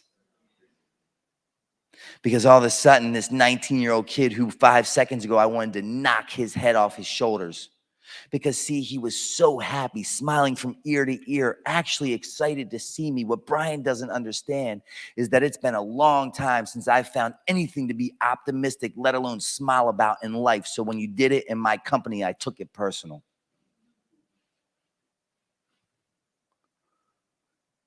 And all of a sudden, Brian's handing me women's clothes and shoes that did not fit. And at that very moment, I was overcome with a sense of willingness unlike anything a human has ever produced in my life. And what I know to be true today is that at that moment, when he handed me these women's clothes, I had just met the God of my understanding as a direct result of that gift of desperation. Unbeknownst to me, my pain was turning into my purpose right before my very eyes. So if anyone in this audience is sitting here and you're waiting for the blessing to take place, you're sitting here, you're suffering in silence, please allow me to be the first person to tell you it's already happened. I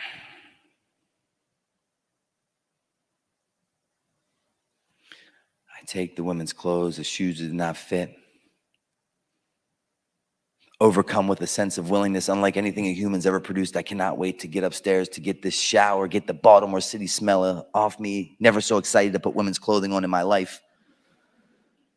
Just dawned on me that the realization of what I do know is that I don't know. And my very best thinking has me in my 13th inpatient treatment center, getting a shower, wiping that Baltimore City smell off me, looking forward to put women's clothing on and shoes that do not fit. I get out of that shower and I fall into line and I successfully complete that 90-day treatment center. And things that they taught me in that facility were like, if I changed my perception, I could change my world. And that one day my defects, the very same thing that was killing me, one bag, one bottle, one needle, one pipe at a time, could be my assets. The very same thing that allows St. Mary's to reach out to me and say, hey, can you, Mr. Novak, come share your message of promise, hope, and freedom one that does not consist of a drink or a drug in a form of attraction rather than promotion, so that maybe when you finish talking, some of our students will say, if he can do it, there's no reason why I can't.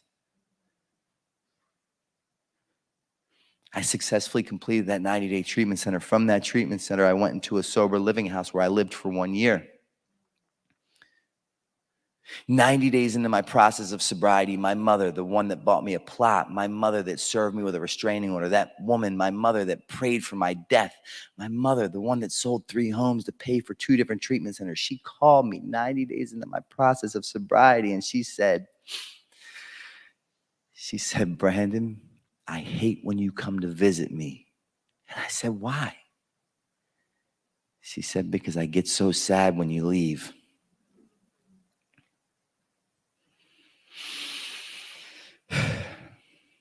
Two months shy of my 2-year anniversary, I signed my release papers. See, I was on parole and probation from 18 to 38. Simply follow me from state to state, city to city. 2 months shy of my 2-year sober anniversary, I signed my release papers. I'm a free man that can go anywhere with anybody, anytime I like. I no longer live in that self-induced prison that consists of a 4-block radius that cost me $10 to get out of 1 bag of heroin at a time. I decided I wanted to get my 2-year medallion abroad. I flew to Paris to a 12-step meeting and picked up my medallion. On my 3rd-year anniversary, I bought a home. On my 4th-year anniversary, I decided I wanted to go to a 12-step meeting in Amsterdam and pick up my 4-year medallion. Most people don't equate Amsterdam and recovery. But for anybody who's sitting in this audience and they're saying to themselves, I might have a problem, but I'll be damned if I'm going to get sober and go sit in a 12-step meeting in a church for the rest of my life. I refused personally to accept that getting sober was enough. For me, getting sober was literally just the beginning of a beautiful life that I couldn't even envision, and I'm a pretty intelligent guy. And the truth about my story is, see, throughout my experience with the 12 steps, I've had a spiritual experience. The definition of a spiritual experience simply means a psychic change. So I, Brandon Novak, today no longer think how I thought sitting in my 13th inpatient treatment center listening to someone such as myself talk. I'm a free man that can go anywhere with anybody, anytime I like. Because what I keep up front is that I suffer with a disease called alcoholism, not alcoholism. And I cannot stay sober on yesterday's sobriety. My sobriety has a shelf life of 24 hours. So I wake up each day and do a few simple things along the way each day to maintain my sobriety. On my 5th-year anniversary, I listened to you like sober, strange, weird people. And you people would say things like, in order for you to keep what you have, it's imperative to continue to give it away.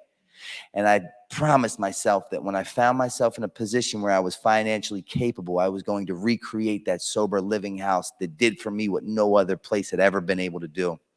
And on my 5-year anniversary, literally the same day, I bought a house and we opened it up, and it was a men's sober living house called Novak's house. Novak's house at that time was one house with 10 beds.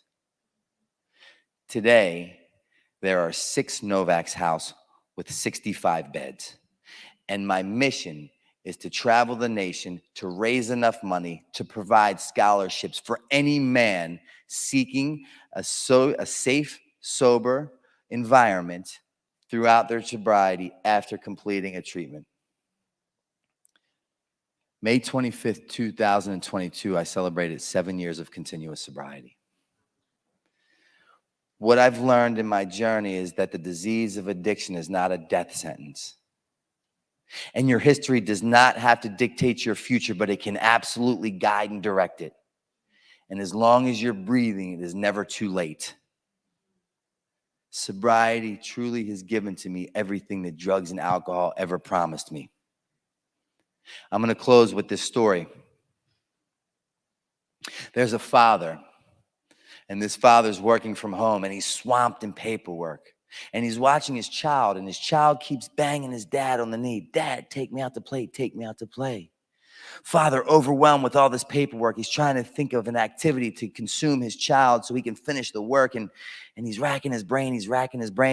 And the father walks into his office. And in his office, on his desk, is a big picture of a puzzle of the world map. And the father thinks to himself, I got it. The father completely dismantles the picture of the puzzle of the world map, and he throws it on the floor in hundreds of pieces. And he goes to the son and he said, son, when you put the picture of the puzzle of the world map back together, I'll take you out to play. Father leaves that office, surely thinking he bought 4 days at least, no questions asked. Not even 2 hours later, that kid comes back. Dad, I did it. Dad, I did it. Dad's thinking to himself, impossible. He walks back into that office. As sure as the day is long, the picture of the puzzle of the world maps put back together. Father, in complete disbelief, said, son, how did you do it?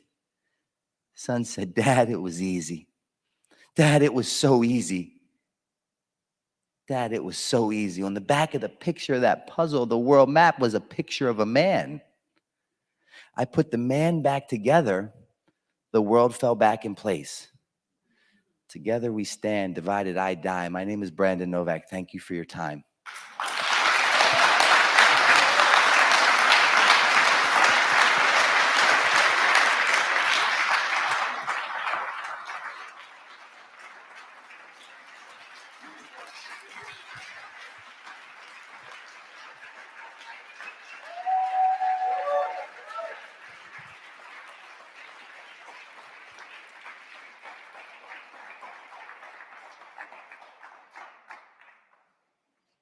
This is always that strange, awkward first date kind of deal, like who makes the first move.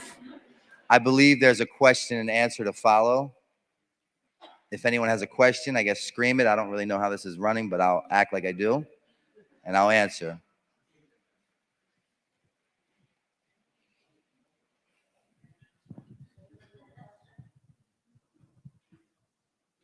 Oh, he's got a microphone in the back, this gentleman. So if anyone has a question, or you can, whatever, scream it. Hi, thank you for coming out here. I just want to ask if you still skateboard. That's it. If I what? If you still skateboard and would like to. As a matter of fact,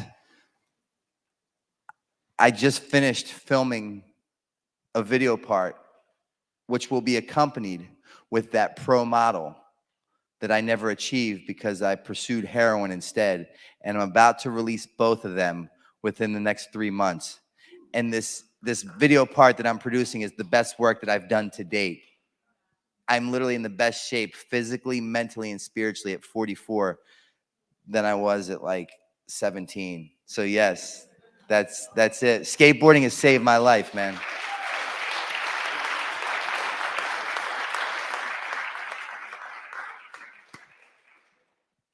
Good luck. He's all the way up here. You don't have to go to the gym tomorrow. Yes, ma'am. Hi, I'm Diane. I'm a grateful member of Al-Anon. Oh, boy. Hi. Those people taught my mother that no was a complete sentence. Woo! Could you speak just for a brief second about that, about the people in your life and how they contributed either to your continuing using or how they helped you, if they helped you? They did. And you know, as a guy who's sober now and has a lot of loved ones in my lives that are caught up in the very same addiction, sometimes I fall prey to believing that I know what the best outcome for them is. All of a sudden, like I'm now the great I am, and I've figured out this complex problem that clearly no one else can see. And what I have to remind myself is that if anyone ever would have robbed me of my process, made it a little easier, made it a little softer, made it a little more comfortable, that we would not be here for my outcome tonight. So I come from a lineage of sober people, mentors, spiritual advisors that always instilled in me that you never get between an alcoholic and their bottom. And what's most important is to create boundaries. You know, mean what you say what you mean, because now I work in the field and I have a lot of mothers calling and saying, what do I do? And what I always suggest is see, for so many years, I was always talked to or talked at, but very rarely talked with. So a lot of times what I suggest is that you just kind of let the significant other talk. And what happens usually is they share so much that what they don't realize is that they're sharing so much they back themselves into a corner, and now you just use their words against them. You know? And most importantly, what I do on a daily basis is meet people where they're at, not where I believe they are or expect them to head. Because what I've learned in my life is the moment that I place an expectation on you, all I've just done is set myself up for an unfulfilled resentment. Because there's no person, place, or thing that will ever live up to my standard, including myself.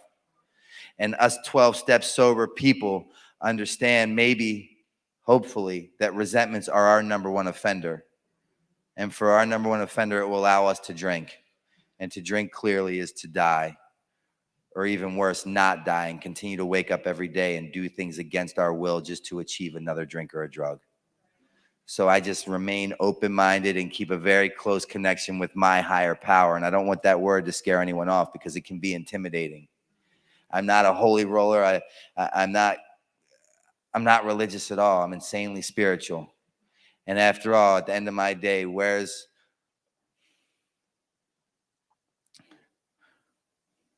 going to leave that.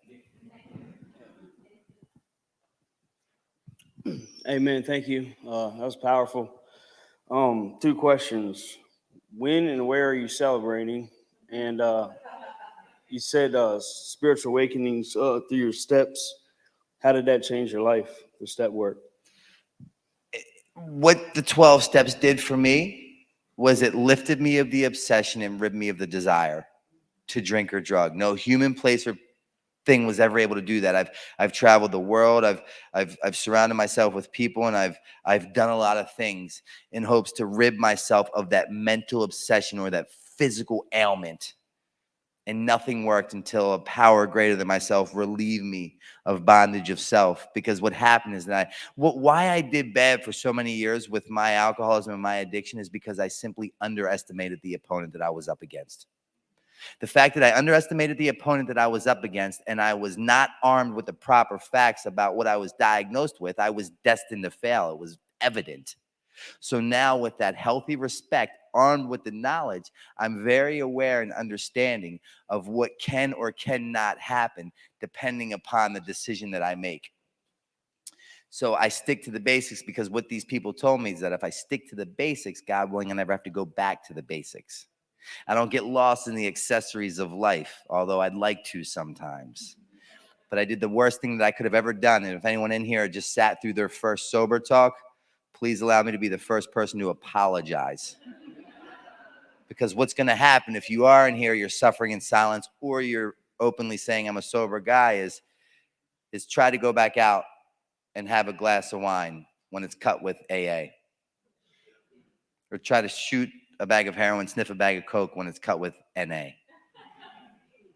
So you'll think of my lovely voice. People will call me and they're in a hotel room and they're getting loaded and they're like, I'm watching your video on the internet. And I'm like, your life is shit. If you're held up in a hotel room getting loaded and watching one of my sober talks, call it quits.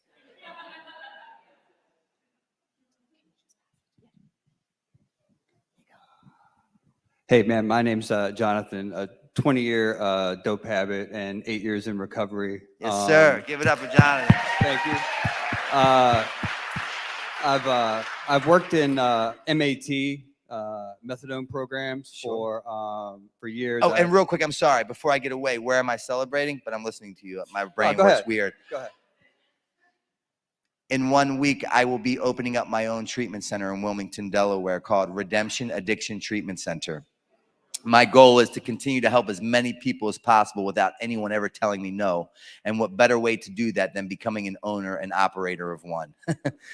I can't tell me no, but no doubt. But we've set up, we went through the whole chain of commands and we've set up a weekly 12-step meeting that will take place in that basement every Wednesday night at 7 p.m. It's called Old School at Redemption.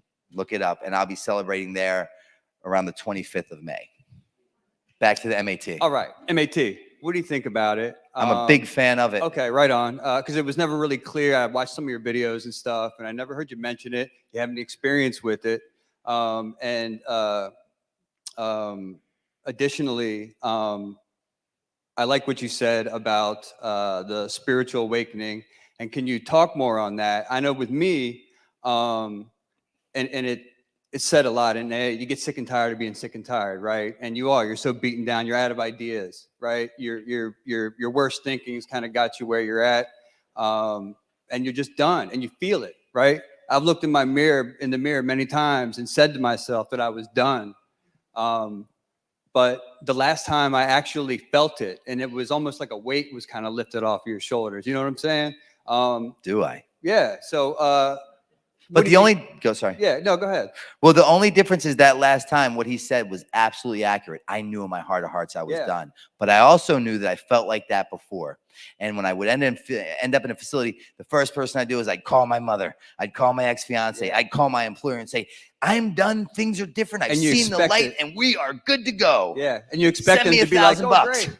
Right. You expect them to be like, oh, great. You're done. So again, having had tried this so many times and knowing that my words held no more weight, that last attempt, everything that they had attempted to give me before, all these seeds that were planted, made sense. Yeah. And what I realized is that the drugs and alcohol are not the problem. It's the thinking, the attitude, and the behavior. So what I decided to do for the first time in my life was not pick that phone up, not tell anyone how good I was doing. Actually, the exact opposite. I didn't correspond with anyone on the outside world. I lived in this facility. And what happened is my behavior started to change. And I no longer let my talking do my talking. For the first time in my life, I let my walking do my talking. That's right. And now my loved ones are like, he's not calling us. He's not selling us these dreams. He's actually, his behaviors are changing. And then for once, they started to believe in that. So that's that part. Yeah. You asked me like 8 questions. I know. I'm sorry. I love it. I'm excited you're here, man. It works It's cool. good with my brain, and thank you. Yeah. I'm grateful for that. But back to the MAT. Why would I ever think with coming up on 8 years sober that I will be the humanitarian of the world and get that award? Right? I'm so late to catching up to life. I literally just got my first ever driver's license 3 years ago. I learned how to write my first check 4 years ago. Really disconnected. So why would I think with coming up on 8 years sober that I have the answer to all? I'm trying to do the best that I can with what I have. And what I know to be true is I debated for a lot of years. And in turn, I got loaded for a lot of years. I shot heroin for a lot of years. After all, acceptance is the answer to all. And if you, Mr. MAT, believe that methadone is what provides you a life worth waking up and getting out of bed for every morning, I'll drive you to the clinic. Because at the very least, with the fentanyl, the car fentanyl, and the reality of someone dying, at the very least, if you ever choose to walk off that to the sober side, then you'll be alive long enough to make that decision. That's it. That's it. Who am I to discredit or discount? And as a matter of fact, it makes me very upset when I hear people that say, I can't go to those meetings because when I say that I'm on Suboxone or methadone, they don't equate me as clean or sober. And that infuriates me. But where's my spirituality if I'm judging your spirituality? So I believe that that's part of their process too. And I just meet them where they're at.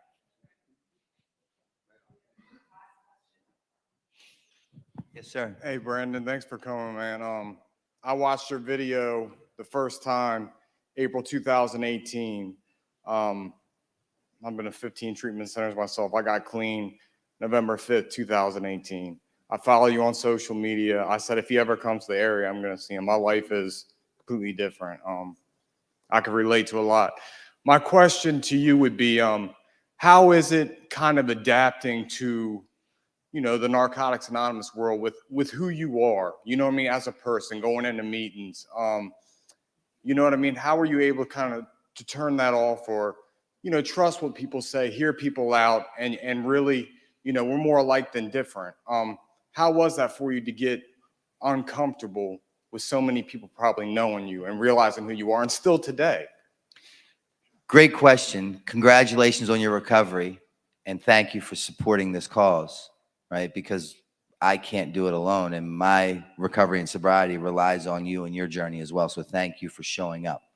That's 80% of the fight right there, is just showing up. In the very beginning, it played out in my favor because people were very welcoming and accepting of me. And Lord knows I needed it, because I did not have the courage to walk up and say, "Hi, my name is Brandon." So I was very, very, very receptive to the welcoming and the people willing to guide me. But oddly enough, the longer I stayed sober, what I learned is that although I'm in like the social spotlight quite often, I'm really quite an introvert. And if it were up to me, I'd be at home with my 3 cats right now. And before COVID happened, I used to joke that if my cats could talk, I'd never leave. Moral of that story is be careful what you ask for. But the cool thing about it is when I ended up in a 12-step program, I ended up here because I lacked self-esteem. I had no idea how to gain self-esteem. It was evident, it was apparent that mine was non-existent.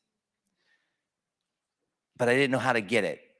But what I did is I surrounded myself with some really good mentors and people that I trusted and believed in, that I knew would guide me to the promised land, because they possess simple qualities that I wanted to achieve. And they said, "Okay, Brandon, we're going to help you get a job at this diner. And you're going to wash dishes at Mary Ann's Diner for $6 an hour under the table." Now, at the time, I believed that I should have been the president of the United States at the very least. A 38-year-old grown, accomplished man who's washing dishes in a diner for $6 an hour. But through doing these estimable acts, such as showing up early, staying late, taking that $6 an hour, opening my own bank account, paying my own $165 a week for my sober living, that then turned into bi-weekly payments, to then monthly payments, to then taking that checking account, first time I'd ever opened one in my own name, to then saying, "I would like to get a credit card." Never had a credit card in my life. They allowed me to get a pre-secured credit card with a $500 limit. That pre-secured credit card turned into a credit card. That credit card turned into like 6 with very high limits today, and an excellent credit score, and a business owner, a real estate owner. And I started saying what I meant and meaning what I say. And I started looking at you a little bit more in your eyes and speaking with conviction without fear of what you thought. And what happened, much like my sobriety and all the blessings in it, unbeknownst to me, through performing these estimable acts, I gained a sense of self-esteem. And my head was held a little bit higher. My circle came in a little bit tighter. And I could say, "You know what? Thank you all for inviting me out to dinner, but I'd like to just go home tonight." Simple things like that, that before I would like shoot a bag of heroin over.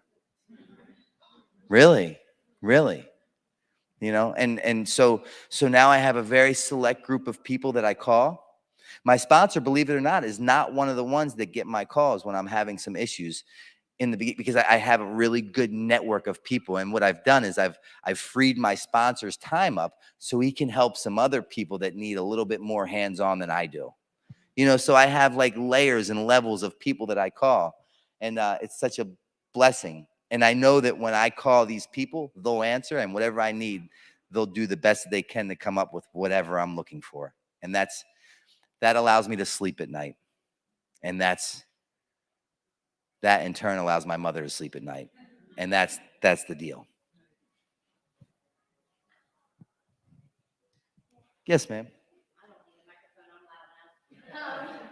So you being in service and you being a power of example, how do you stay vigilant in your program? Because I mean, you are somebody that people look up to, and then you know, outside of the 12-step program and being in those other communities where you have to talk about this and trying to mingle both of them together. Because I'm in service and I'm part of a lot of things. So just how do you stay vigilant in your program when you're trying to be a power of example for others? Well, the first thing that I do on a daily basis is realize that I'm no better than or less than anybody. We're merely walking shoulder to shoulder, trying to accomplish the same thing, which is another day sober. That's the very first thing. The very second thing is that I'm very structured in my life. My day starts out on my knees, followed by me making my bed, then to the gym at 6 a.m. for a 1-hour workout, followed by a 3-minute ice bath. Then I come home and I get into my daily ritual. And then I have a sponsor and I sponsor guys. And then I also step away and I go to the beach. I go skate. I go disconnect. Sometimes I go hang out with alcoholics that are drinking. It's wherever I find myself and whatever I need. But the beautiful thing is I have this insanely heightened sense of awareness. So much so that I wish that, I could just kind of be ignorant to some things and just, But yeah, ask me the same question tomorrow. I might give you a completely different answer. But right now, this is where I'm at. I love you. Thanks for the service you give to us.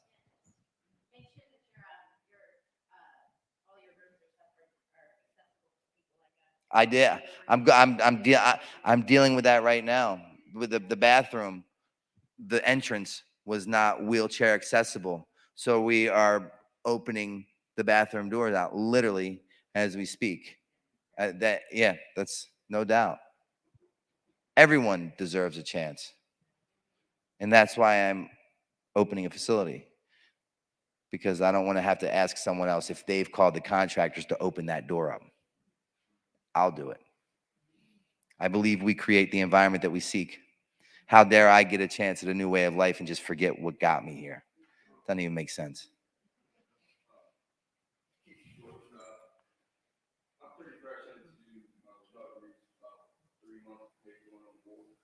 Congratulations, that's a big deal.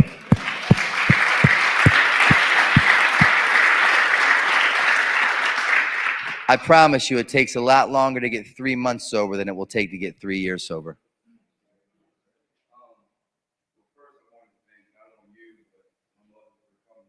She's the MVP. Let's give it up for Mom.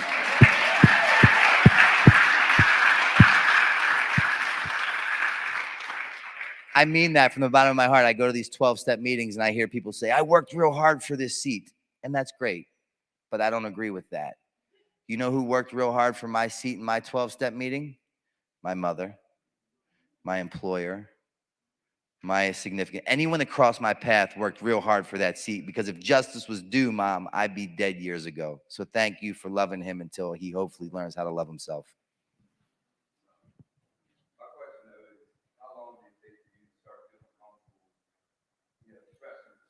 Sure. I don't want you to get caught up on what I say, because unfortunately, this is not a black and white one-size-fits-all that comes with this instruction manual. And if you read this manual, you'll get this outcome. A lot of things had to align and correlate until one day, and I don't even know the day. I don't know where I was at or what I was doing, but what happened is I realized that for the first time in a whole day, 9 hours, I didn't think about getting high one time. And it happened.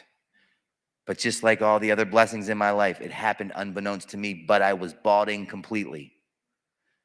I had a sponsor. I was working the steps. I was becoming self-sufficient. I was no longer calling Mom and telling her how great I was doing. Look at me, take me to the mall now. And, I get it. You spot it, you got it. I got it. Let your walk do your talk. I love you. I'm going to pray for you.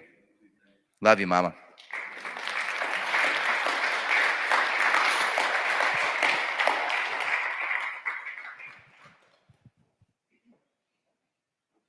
That was absolutely, absolutely incredible. Thank you so much for being here and for sharing your powerful story, and really just being so inspiring. We all appreciate you and are grateful.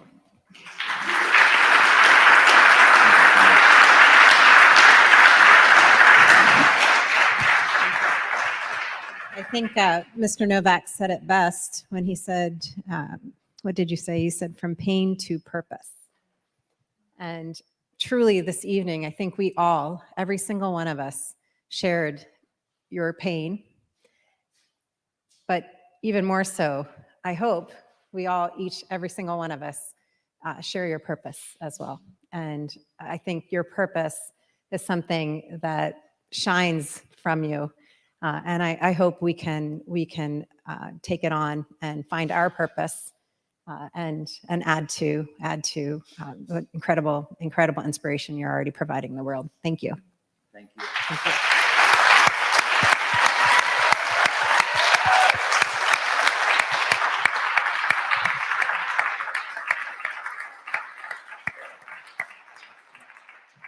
Thank you, all of you, for being here on this very, very special evening. We really appreciate all of your time, your questions, and for all of you who shared your stories as well. Thank you. If you're interested, we have Narcan readily available. Today, big milestone, the FDA approved over-the-counter Narcan. Yes. And our St. Mary's County Health Department will continue to distribute it for free as well. So we have tables outside with Narcan materials. We have our own harm reduction program. We will meet you where you're at. And we definitely support the whole spectrum of meeting people where they're at and helping them in their own individual path towards recovery.